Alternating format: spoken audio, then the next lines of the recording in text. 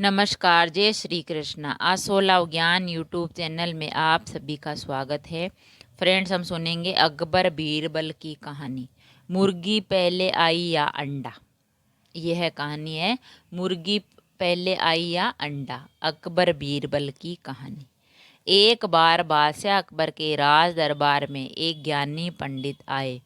बादशाह अकबर से वह अपने प्रश्नों के उत्तर पूछना चाहते थे, लेकिन बादशाह अकबर पंडित के प्रश्नों के उत्तर देने में खुद को असक्षम मानते थे। फिर बादशाह अकबर अपने दरबार के सलाहकार बीरबल को ज्ञानी पंडित के प्रश्नों के उत्तर देने के लिए आदेश दिया। राज्य में बीरबल की चतुराई के किस्से बहुत प्रसिद्ध थे और सभी को उम्मीद थी कि बीरबल ज्ञानी पंडित के सभी प्रश्नों के उत्तर बहुत ही सरलता से दे सकते हैं।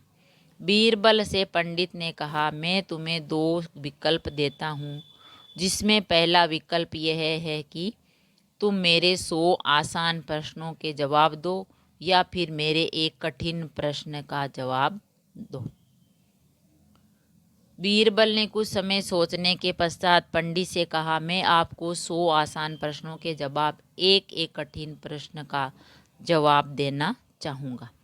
फिर ज्ञानी पंडित ने बीरबल से प्रश्न किया, बताओ पहले मुर्गी आई या अंडा। बीरबल ने तुरंत जवाब दिया, पहले मुर्गी आई। तो पंडित को आश्चर्य हुआ और उसने फिर बीरबल से पूछा, तुम किस आधार पर कह रहे हो कि पहले मुर्गी आई।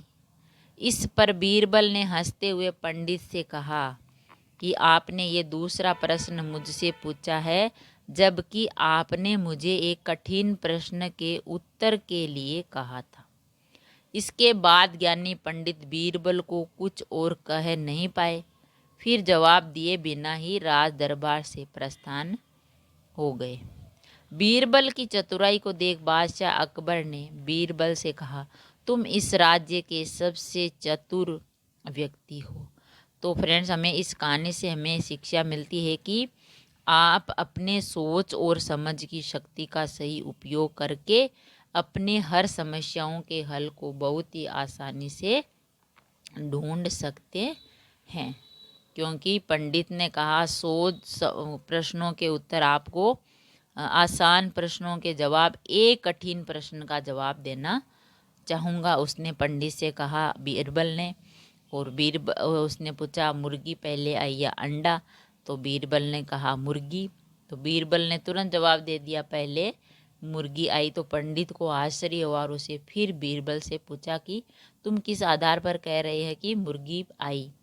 इस पर बीरबल ने हंसते हुए पंडित से कहा, आपने ये दूसरा प्रश्न मुझसे पूछा है, जबकि आपने मुझे एक कठिन प्रश्न के उत्तर के लिए कहा था।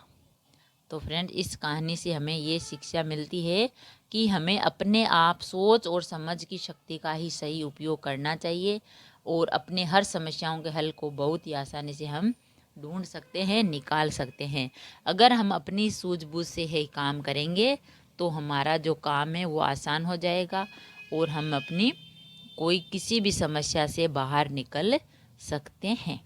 अगर कहानी पसंद आई तो लाइक और शेयर ज़रूर करें। ऐसी ही कहानी और कथा सुनने के लिए चैनल को सब्सक्राइब करें। थैंक यू, धन्यवाद।